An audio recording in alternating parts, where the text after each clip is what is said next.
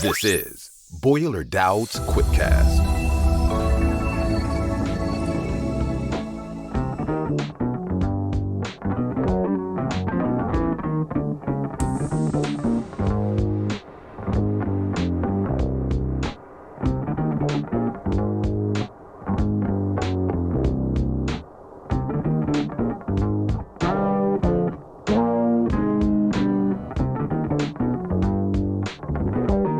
Hey, how you doing today? I just found out Sasha Stefanovic does not want to be like you. Let's talk about it. Mom, thanks for watching. So, hope you're doing well. I'm recording this right now at just before noon on Wednesday, this afternoon. Not this evening, really. This afternoon, Purdue will play Minnesota at 5 p.m. Eastern Time. That's 4 p.m. up in Minneapolis.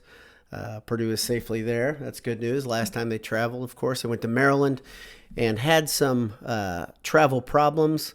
Had to turn the plane around, come back, had some hydraulic issues, landed the plane, got on a different plane, and headed out to Maryland. Their last game, though, they beat Northwestern, even in spite of the fact that Travion Williams was in foul trouble for much of the game, and Sasha Stefanovic hadn't really gotten to rhythm. Much of the reason they were able to win was because of Jaden Ivey's 20-point game. He looked awesome. He looked explosive. He still is not that great of a three-point shooter. I know he won the Ohio State game with a three, but I also know he does struggle from deep. But this is kind of the thing with youth, right? They're not quite sure what they are yet. They're growing into something new. These guys are figuring things out all the time. I think the good news is Ivy is taking smarter threes when they're trying to take the drive away from him. He tries to keep them honest and take threes. He's not forcing things as much as he was a couple games ago, and he is making some pretty good decisions when teams decide to double team. He was dumping the ball in, and that's a big maturation point. It's great to see. Today's QuickCast is brought to you by Martin Vintage. Enter Boiled at checkout, martinvintage.com. So let me tell you what I'm referencing about Sasha Stefanovic not wanting to be like you and I. If you got to watch some of the press conferences this week, you saw Sasha Stefanovic talk about his time off during COVID, his time in isolation. He said he was about... I think he said 10 days all by himself, which is really, really tough mentally. Many of you guys have gone through that. If you're watching this, glad you're doing well. And same with Sasha. It sounds like he had symptoms for a couple days, and then he was over it, and then he was just trying to get out of it. But during that time, he watched a lot of basketball. He watched a lot of Purdue basketball, watched other college basketball, watched other Big Ten basketball. And one of the things he said that was so frustrating is that as he watches the action, meaning the setups, the plays, the things like that, as his Boilers were playing, he knew what was happening. It's a little bit different than being on the court. He saw the game differently, and he got extremely frustrated not being able to help out. And he said, it's not fun being in the position as a fan and being completely out of control. Maybe some of you can empathize. I know I can. He said also he was yelling at the screen in frustration, which I can definitely empathize with. I have a struggle with that. I get a little angry when watching a game. Maybe you're like me. I don't know if Sasha loves watching Bo Borowski officiate games, but that's a big struggle of mine just by itself. So Purdue's going to play Minnesota tonight. Minnesota's on a little bit of a rough stretch of their season. Of their last 8 games, they've lost 5. They won their last game versus Nebraska. The weird game in that last 8 really is the win over Michigan. If you look back, they were absolutely throttled by Michigan. Then I think they played them again 2 days later, an unusual wrinkle in the schedule. And maybe not, it was close, maybe 2 or 3 days later. So Michigan at one point was up by 40-something points versus Minnesota the first time. The next time, Minnesota wins by almost 20. It didn't make much sense, and that's kind of how college basketball is this season. I think for tonight, Purdue's in a pretty good position. Ken Pom has the game as a toss-up, as a pretty much a 71-70 win for the Golden Gophers. I feel pretty good about this one going in. The reason I feel pretty good about it is multiple reasons. Number one, I think Sasha will get back into his groove. I think he's due for a 10 to 15 point game, a solid, outing. And if he plays well and Travion isn't in foul trouble the entire game like he was last time, which I don't think he will be, even if he is, right? He's gotten better at dealing with foul trouble. And so I feel pretty good about that. And then on top of that, you have, of course, Ivy and Newman, who have been playing lights out basketball. Gillis quietly just keeps going along. Last game, he was 3 for 3 from 3-point range, which is an incredible thing for a guy who really, I think, as Purdue fans, we think of him as a guy who's scratching and clawing for rebounds, kind of being in the right place at the right time. But he can also shoot the ball, and he's pretty confident in his ability to shoot. And a couple of those threes, especially versus Northwestern, were really, really important. Check out AJ's. They got 20 beers on tap, and when you are in West Lafayette, you know where to go for Boiled Sports' favorite burger. That's AJ's. EatAJ's.com.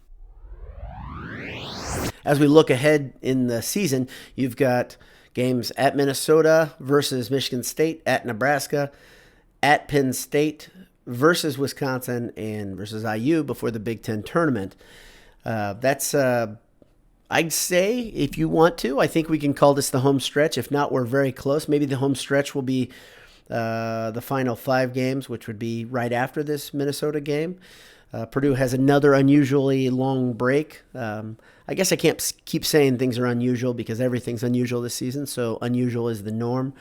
So after a pretty decent break between, Saturday to Thursday game, now they've got Minnesota, and then they don't play again until Tuesday. So no game this weekend after the Minnesota game. Purdue's in pretty decent situation in the Big Ten standings. Sasha talked about how he thought when he watched this team practice together this summer, he thought they had kind of the juice to compete for a Big Ten title. Of course, Michigan is way ahead in that race Purdue is 5th in the Big Ten right now. Michigan's way out in front. I don't think anybody's going to catch them for multiple reasons, but one is I don't even know if they're going to play anymore. The state of Michigan has kind of taken that out of their hands as they put a massive pause on their basketball program. According to this is, it's days ago, but it says Michigan's pause was extended 4 days ago. So who knows, Michigan will play again, but Michigan is really sitting atop the league with just one loss in conference, one loss overall, and that one loss, of course, is to Minnesota, which is pretty odd. I think one thing that you're not going to see tonight, I just think I have a hard time believing that Purdue can hold Carr in check for the entire game like they did last time. Of course, Eric Hunter did a masterful job at that. I think Painter and Purdue will try to do something similar because it works so well, but another thing I don't think you'll see Purdue play a half of basketball that's as bad as they did versus Minnesota last game. Remember, that first half was pretty flat out rotten, and then it took them getting into rhythm, and then they just kind of blew the doors off of Minnesota with a really, really good effort in the second half. But I'm excited about the game. Hope you are too. Get a Purdue Great or get one with one of the military branches on there from your friends and family, or even another school. They have some other licenses. You know, there's only one school that matters to us, though, here. GridironMetalworks.com, our pals, Purdue people. It looks like there's a lot of reasons to be hopeful and optimistic, and I am excited the way things are shaping up. The NCAA tournament has started releasing schedules, or I think they've completely released the schedule at this point. Purdue will host two of the play-in games, I believe, or maybe just one of the play-in games. But they're definitely hosting a play-in game, and then they're hosting a first-round game. It's pretty darn fun, and there may even be some fans in the arenas. And let me know in the comments if you would go to a game in the NCAA tournament. If your Boilers get to host a tournament game, and IU is playing in Mackey Arena in the play-in game. Would you want to go see that? I'd like to go see that. Maybe cheer against the Hoosiers. That'd be fun. But if you look at the state of Indiana right now, if you look at the way everybody stands, it looks like IU still has some work. I think Purdue's in decent shape. I don't think it's over yet for them getting in the tournament. IU, of course, swept Iowa.